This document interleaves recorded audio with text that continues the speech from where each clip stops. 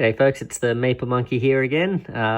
So if you found this video, we're at the final stage. We're just about to embark on the final boss battle for Deep Space D-6 Armada. So strap yourselves in for an epic confrontation, and I hope you enjoy. Just a quick little aside as well. I just want to mention that I do sort of repeatedly make reference to the fact that it's very hard to trigger the end game condition through revealing the data chips each turn through the sort of event deck, and I sort of keep referring to that as a weakness of the game.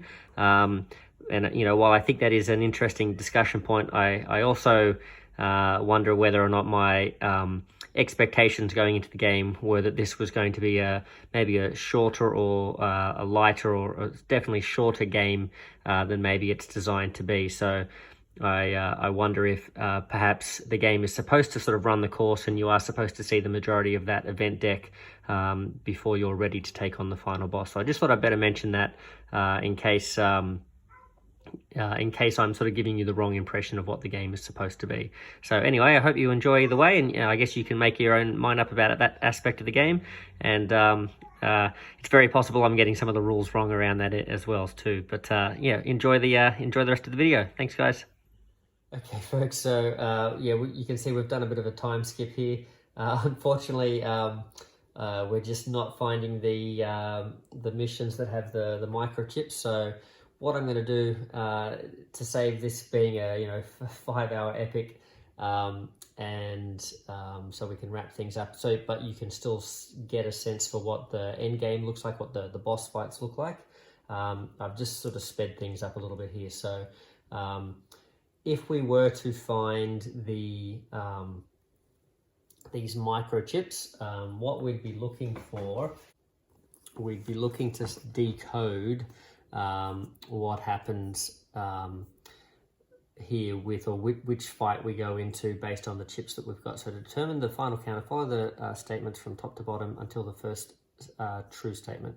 If you have this chip and this chip, go to locus. So even if you've got other chips as well, if you have these two, you are going to fight the locust. If you have these two chips, go to section 2, Ouroboros. I'm not sure how to pronounce that, but that's the I picked the one that I can't pronounce, but that's the one we're going to fight. I believe you're supposed to find 4 of these chips, but if you're trying to speed up the game, apparently you'll need to find 3. But still, I still have not managed. So I guess it's a knock on the game that I have yet to play a game and find one of these. So I'm having to I'm having to pretend that I found them. So having only 7 cards in this entire stack here, and this stack here of cards that actually progress the end game, I find is it's a bit of a weakness. Like it's a fun game. I really enjoy the journey of it, and if I had the time to actually sit here and play through the whole deck, fantastic. But I feel like that's not the best situation for this playthrough. You guys probably don't want to sit here and watch the whole thing. So let's get into it. So instead, what we'll do, we'll say that we found those tokens there. That's going to give us the Ouroboros bad guy. So he's going to be located at Zenith 1. Let's put him out here. We'll move this fleet out of the way. So we now have to go and deal with him. So we'll send our fleet over here, and I'll just show you. I have just done some upgrades here as well. So this is just where we're up to, and a couple of these I've actually just added in as well, just to show where you might be up to. Maybe I don't know yet, because I've never reached there myself legally. This is this is cheating of the highest degree, but yeah, this is just something I imagine you might at least be at this stage with your ship build out and your crew. So what we've done is I've upgraded both these. It seems like a really good system. You want to keep this twin link system in so you can keep using these, and so I've upgraded with a couple of weapons here. So this weapon now, instead of doing 1 energy damage per firepower symbol that you use, you are dealing 3 energy damage per firepower symbol you get there. Plus, this weapon can be used to split fire amongst several targets just from the firepower coming from this weapon as well. But we're also going to be able to twin link this in, so anything we put here is also going to count towards this. Now, you do need a lot of firepower symbol here, but if you can get it, this is going to deal 2 kinetic damage. And again, this has been quite handy against fleets, because you can dish that out against all enemies in the fleet. We've upgraded our shield just very simply to every time you assign a shield symbol here, it triggers the shields back up to full. Essentially, it triggers them up to 3. So we can sort of rely on the shields there in a sense. We've still got our capacity, upgraded hull capacity here. Yeah, but this twin linked, hopefully this is going to work well here. So we'll see if we can deal out enough damage. Now our crew, we've also hired a few extra crew members. So we've got, again, bearing in mind that you probably want to have a bit of a mix of crew across the different spectrums. We've got Zero here. He adds, you know, a little bit of hopefully potentially firepower, since these command symbols can be for anything. And then he also was useful for away missions, where any away mission that resulted in a threat card coming out, he would ignore that. So you could ignore that penalty. And then this guy here, RX11 Custom, big robot. He has control protocol. Stations with crew assigned to them cannot go offline. Crew are still sent to the infirmary. And what that refers to is that in that situation we had earlier, where there was ships firing at us and doing hull breaches to us, and assigning offline status to our facilities, if we had dice still in that spot when it goes offline, they get sent to the infirmary as well as being taken offline. So the advantage here is we can have our dice here that prevents us from going offline, but we still do have to send our dice here, and then hopefully our medics will come in handy. Okay, so our big guy, he actually counts as, he's one gigantic big ship, so each of his different sections count as a separate ship. He's got 3 shield, but this shield is sort of like a shield that's shared across the different ships or the different parts of him. So it's not 3 shield per section, it's just 3 shield. So he's got 3 shielding there.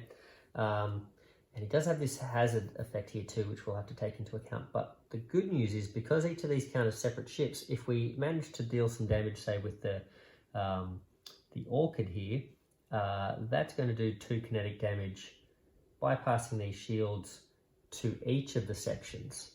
So that's pretty handy. So that's pretty good. But let's have a look. He's still pretty dangerous. So he's got this section here. So if when the enemy are attacking, if he rolls a 1 or a 2, this is going to trigger, and he's going to fire 1 energy damage plus 2 damage for each damage that he has sustained in this area here. So every damage that he's sustained here, we're actually making it more likely for him to hit us really hard. So you sort of want to take him out, or take out sections pretty quickly, I guess. Once the section gets critically damaged, so you notice that there are these dice symbols that have sections on them. Once they get critically damaged there, I believe this section doesn't trigger. So we'll have a look. This section over here, if he rolls a 2 or a 3, he does 3 energy damage plus 1 for each damage. So this is only 1 damage, but plus 2 for each damage. This is 3 initially, but then only plus 1 for each damage. But still, both of those are pretty nasty when combined. This section, if he rolls a 3 or a 4, does kinetic damage. And remember, he's also doing a bunch of energy damage here and kinetic damage here. Okay, and then plus 1 for each damage. That's not great either. For the purpose, oh, by the way, I forgot to do this, for the purposes of going into this final fight, just to see if we can see a full fight, we will. We were on 7, but we'll go up to 80. So we'll just see. If we're going to cheat and skip to the end, we may as well cheat. Cheat the whole way, right? Now this section, if he rolls a 4 or a 5, he doesn't do any extra damage for this particular part, but he does do a hull breach. So hopefully our ability here is going to help us out with that, for at least preventing some of this whole stuff from happening. He also has 3 shield repair, so he does have this shield, and even though we can get through it, you know, hopefully fairly easily, he's going to keep repairing that shield if he rolls a 1, 5, or a 6. So that's not great either. And then, yeah, if he rolls a 1, 5, or a 6 as well, he also sends a unit to the infirmary.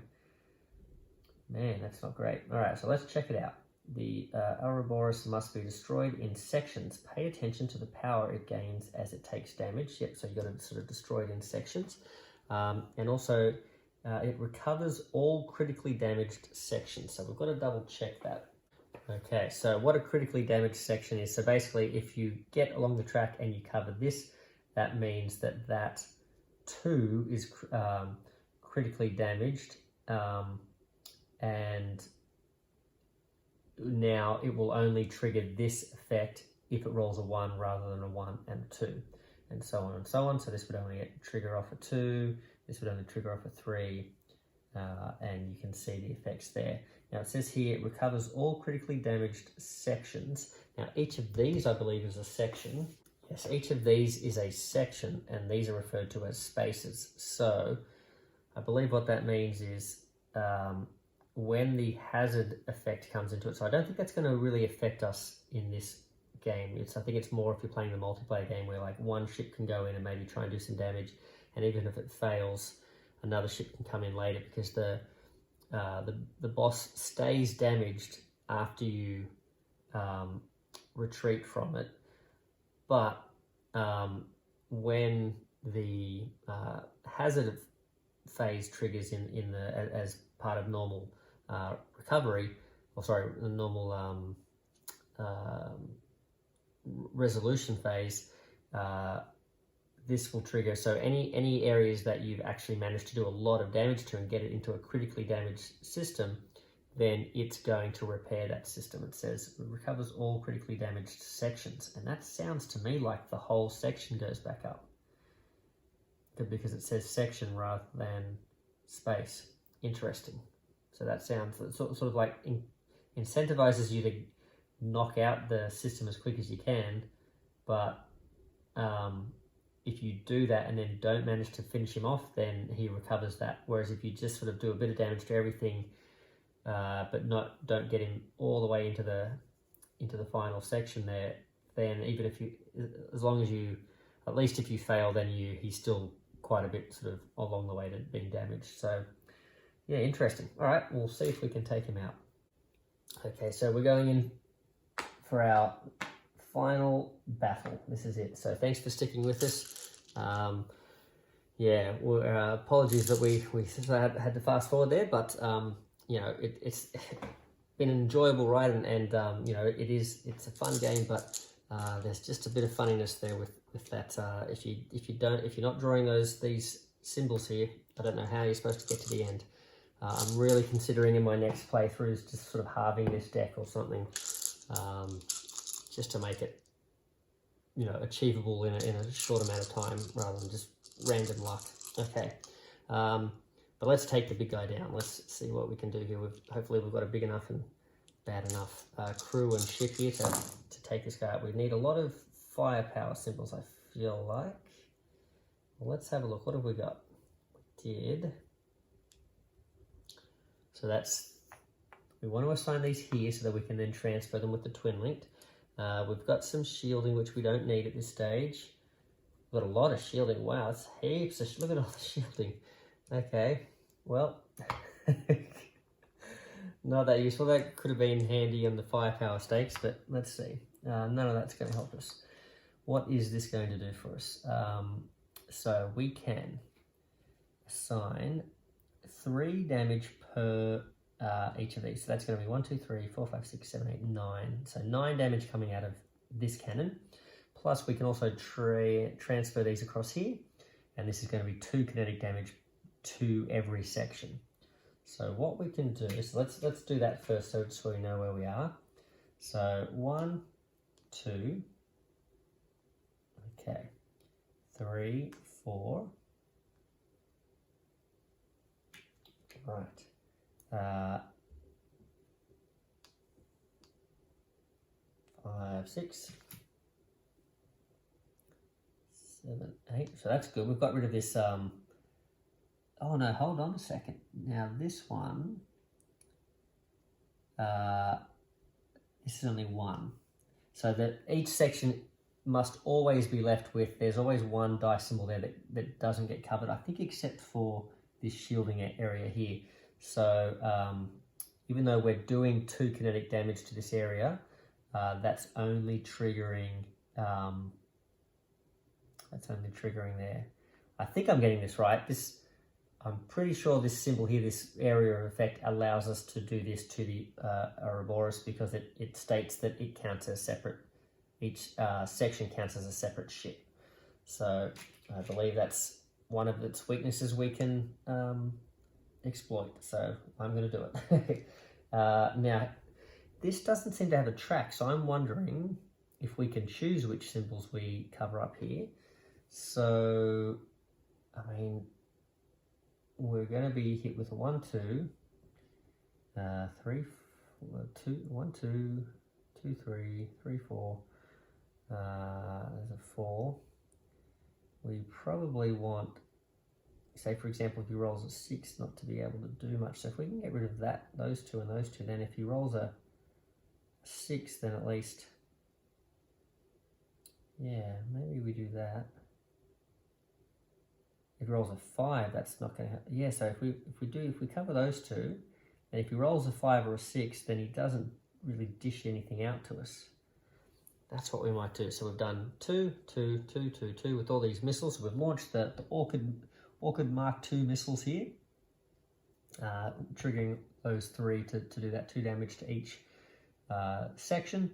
And then we can, now I think we might have even taken him out already. This is, and this might be what people are talking about with, well, let's see. We've done 9 damage there, because that's 3 per, 1, 2, 3, 4, 5, 6, 7, 8, 9, 3 per symbol. So this is going to be, well, and we can split this fire as well. So we can do 1, 2, 3, 4. Is this enough? Maybe it's enough. Oh no, sorry. I cheated here. Sorry, we've got it. This one has a track, so we have to start up here. My apologies. So that one had there. So, but let's go back to this. So we've done 1, 2, 3.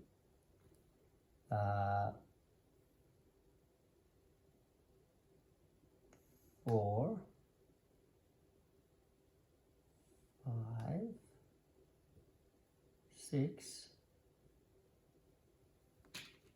7, 8, 9. Have we done it? I think we have. I think we've one-shotted him. Okay, well, let's have a look. So he seemed... Oh, no, we haven't. Oh. You've probably spotted it. You were probably shouting at me the whole time, but we'll go through it. I've just touched on it. All right, so he's still going to be kicking for at least 1 round.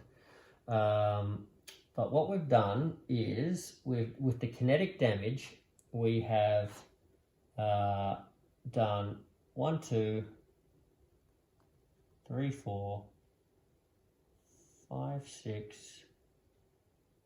7, 8, 9, 10, 11 damage there, and then we did another 9. So 1, 2, 3, 4, 5, 6, 7, 8, 9, which would have been enough to take him out, but we do have to remove 3 of these because this was energy damage and it needs to be absorbed by the shields first. So I don't really want him to recharge those shields. So if we can keep our damage here. That's great. So what we'll do, I think this infirmary one is the one I'm not too worried about. So we might take 1, 2. So we still had this initial 2. So if we take these 3 off and we deal 1, 2, 3. And I think that's how we're going to do this. So we're doing our 1, 2, 3, 4, 5, 6, 7, 8, 9 damage, but we're leaving this one open. Okay, because now when he fires, oh, uh-oh, there's a lot of damage on him. So if he fires and rolls a 1, 2, he could be doing a lot of damage to us. Well, let's find out. Okay, I thought we'd taken him out. But people do say, and I guess, you know, if I had played this all the way through, I imagine I probably would have had a bigger crew. The ship itself, probably, I don't know if I would have had better weapon systems than this, but I might have had more crew with these symbols or whatever to, you know, add even more of these dice results there. So, yeah, it's a shame Rose didn't kick in with her, where is she, with her guitar. She could have let me reuse one of these and get the extra hits that we needed, but we'll see how we go. So if I roll a 5 or a 6 here, then I'm sending someone to the infirmary, but I'm not worried about any of these triggering. But if we roll this, for example, you know, a 1 or a 2, that could be problematic because that's going to be a lot of damage, but we'll see. Let's have a look. Oh, it's a 2. Okay. Not good. All right, well, let's have a look. Do we survive? So it's going to do 3 energy damage plus another 1, 2, 3, 4. That's not too bad. So he's done another 3 energy damage. So that knocks us right back to 0. And then it's going to be doing 1, 2, 3, 4 more damage to us. So we lose 4 hull points down to 4. Okay, so I think we're still looking good here because he didn't recharge his shields. We sort of denied him that. Yeah, I think we've got it now. So let's have a look. Bit anticlimactic, sort of. Although he seems like he would be really hard to survive 1 or 2 rounds against. So you sort of almost do have to sort of have your ship at some sort of capacity to be able to take him out in, I would say, 2, maybe 3 rounds max. I don't know how much you could sort of take this amount of damage output every turn, sort of thing. So, and interesting to see in the multiplayer game, you know, maybe you're not worried about taking him out straight away, because if you do get destroyed in the multiplayer game, that's not game over. You just sort of like sort of go into critical damage state, and you sort of have limited actions you can do until you repair yourself. And it's only once all the players enter critical damage state at the same time that you lose, or like we've talked about, if these are building up on the planets too quickly, and you get 6 of those in one place at a time. All right, but let's enough talk. Let's see if we can finish him off. All right. Well, that looks like we've got it. So yeah, that's definitely going to be enough to put the icing on the cake. So we've got 4 damage there. That's enough to launch some more kinetic damage in there to finish this off. And it's also going to give us 1, 2, 3, 4 times the 3. So that's 12 damage amongst the different stations. And we only really needed to do, I think, 2 or 3 more there. So yeah, we've taken him down. So the threat, the big super weapon of the Galactic Federation has been taken out. Sort of. We had to sort of fudge things to get there. Yeah, the last argument of kings returns to Terra triumphantly, and we've taken them down. So that's yeah, that shows you, I guess, a general sort of sense of what this game is like. It shows you sort of, I guess, some of the highs and lows. It shows you sort of like the hopefully I've showed you you know, how the game hangs together and flows, and the idea of sort of going back and forth between the planets and having to choose between repairing yourself and upgrading your crew, and keeping tabs on the enemy and keeping them sort of from overrunning the place too much, and making sure you're keeping on top of the beacons. I think it does, I mean, you know, your mileage may vary, and maybe plenty of people play and draw a microchip first draw or whatever it might be, but just the fact that there's only 7 cards in this stack of about, what, 50, 60 cards or something, not sure, but yeah, you know, that's, for some reason they don't seem to come out, and that, you know, I'm yet to actually legitimately play a game where even one has shown up.